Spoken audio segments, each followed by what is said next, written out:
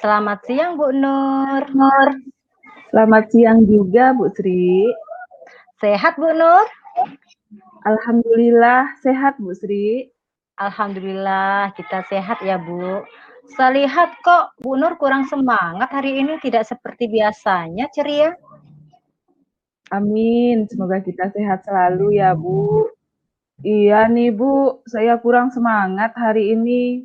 Saya lagi ada masalah nih, Bu, dan butuh teman untuk mendengarkan masalah yang saya hadapi sekarang ini. Oh, begitu. Kalau Bu Nur tidak keberatan, saya siap mendengarkan dan mengobrol tentang masalah yang Ibu hadapi. Dengan senang hati kalau Ibu mau mendengarkan cerita saya ini.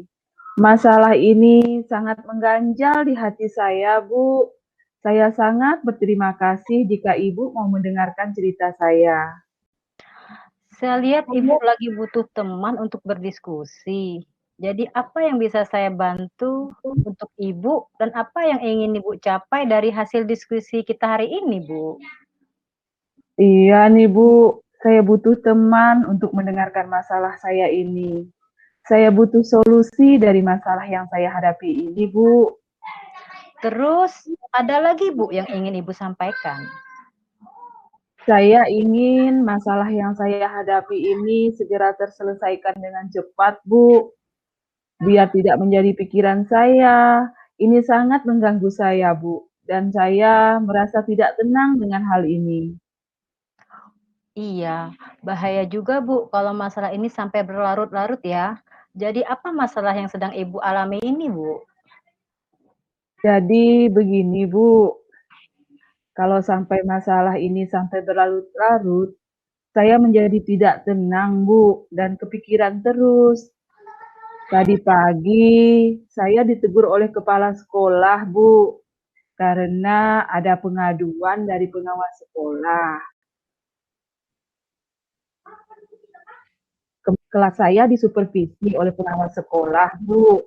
Kemudian pengawas sekolah itu menegur saya karena saya mengajar tidak menggunakan buku teks. Pengawas sekolah mengingatkan saya untuk menggunakan buku teks. Walaupun saya tidak menggunakan buku teks, tetapi saya menggunakan sumber belajar lain yang sudah sesuai dengan kurikulum, Bu. Begitu ceritanya, Bu. Oh, begitu ceritanya. Dari masalah tersebut, apa yang Ibu rasakan, Bu?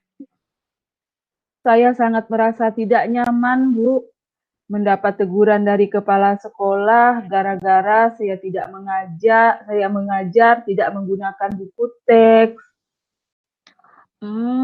Alasan tidak nyaman itu kenapa, Bu? Ya, karena waktu saya disupervisi mengajar, saya tidak menggunakan buku teks. Padahal kan saya mengajar sudah mengacu pada kurikulum, Bu, walaupun tanpa buku teks. Nah, coba Ibu ceritakan kejadian sewaktu disupervisi, Bu.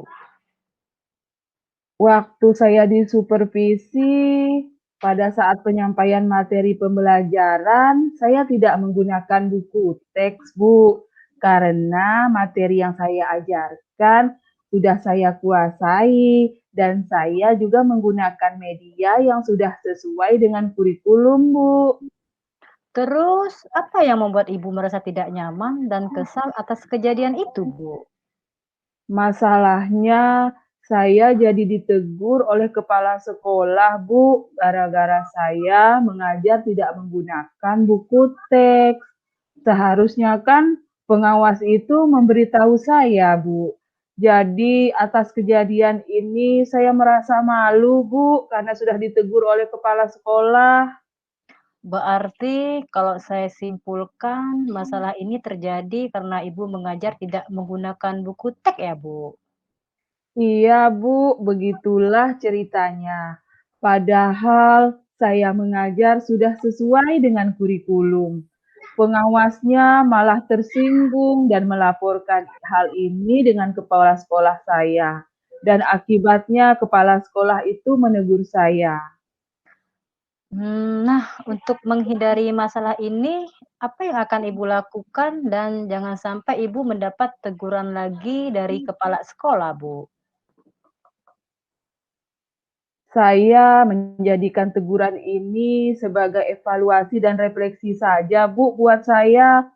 Dan saya akan mengajar memanfaatkan buku teks yang sudah ada dengan ditunjang oleh media-media lain yang sesuai, Bu. Wah, bagus sekali itu, Bu.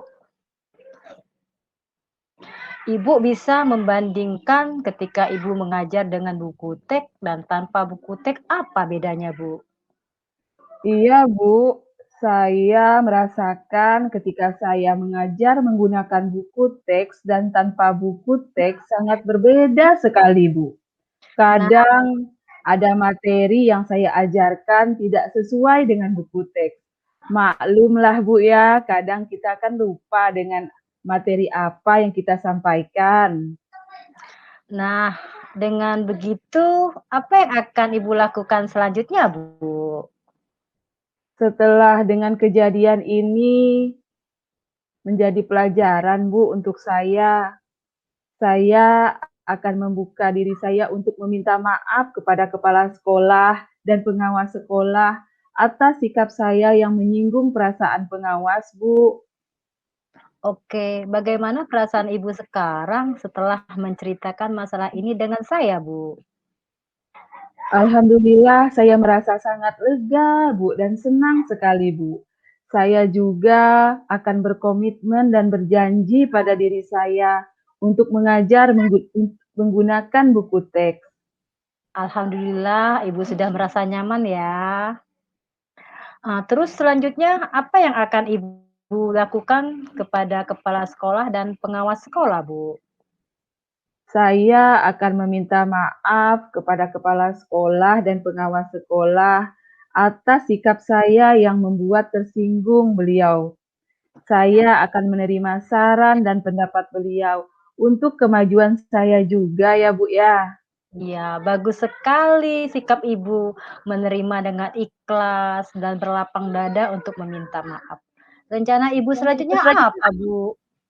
Selanjutnya, rencana saya akan mengajar menggunakan buku teks dan media yang sesuai dengan kurikulum. Saya salut dengan Ibu. Tetap semangat, Bu, demi kemajuan sekolah dan anak didik kita ya, Bu. Baik, Bu. Terima kasih, Bu, atas waktunya dan terima kasih juga Ibu sudah mau mendengarkan keluh kesah saya. Sekarang saya merasa sangat lega. Oke, Bu, sama-sama Bu Nur. Terima kasih juga. Selamat pagi dan salam sejahtera, salam sehat untuk kita semua. Baik, hari ini saya akan menyampaikan hasil pengamatan saya mengenai praktek coaching dengan menggunakan model Tirta. Di sini nama coach yaitu Ibu Sri Nunung Naniarti, nama coach Nur Fahni, dan saya sendiri sebagai pengamat. Baik, di sini saya akan memaparkan tentang pengamatan kasus ketiga, yaitu mengenai seorang guru yang tidak menggunakan buku teks pada saat melakukan pembelajaran ketika disupervisi oleh pengawas. Baik, yang pertama, saya di sini melihat dari tujuan menyampaikan tujuan coaching. Yang pertama, pada saat menyampaikan tujuan, coach menggali pertanyaan kepada coach sehingga tujuan dari permasalahan coach tercapai. Yang kedua, identifikasi atau memberikan pertanyaan-pertanyaan dan umpan balik yang mengarah kepada identifikasi potensi coach. Nah, di sini coach memberikan pertanyaan-pertanyaan sehingga potensi yang sebenarnya dimiliki oleh coach itu muncul, dan coach itu menyadari permasalahan yang sedang dihadapinya si guru itu tadi. dan bisa mengatasi sendiri permasalahannya. Kemudian yang ketiga, rencana aksi. Nah, di rencana aksi ini memberikan pertanyaan-pertanyaan dan umpan balik mengenai rencana aksi coach dalam menyelesaikan permasalahannya. Di sini coach memberikan pertanyaan mengenai apa rencana coach agar permasalahannya itu bisa terselesaikan, dan coach terus menggali apa komitmen yang akan dilakukan oleh coach. Yang keempat, tanggung jawab.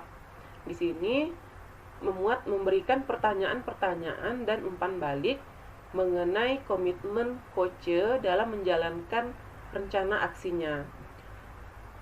Coach memberikan pertanyaan tentang komitmen yang akan dilakukan oleh coach, dan dengan percaya dirinya sehingga coach dapat melakukan suatu perubahan yang baik pada dirinya. Terima kasih.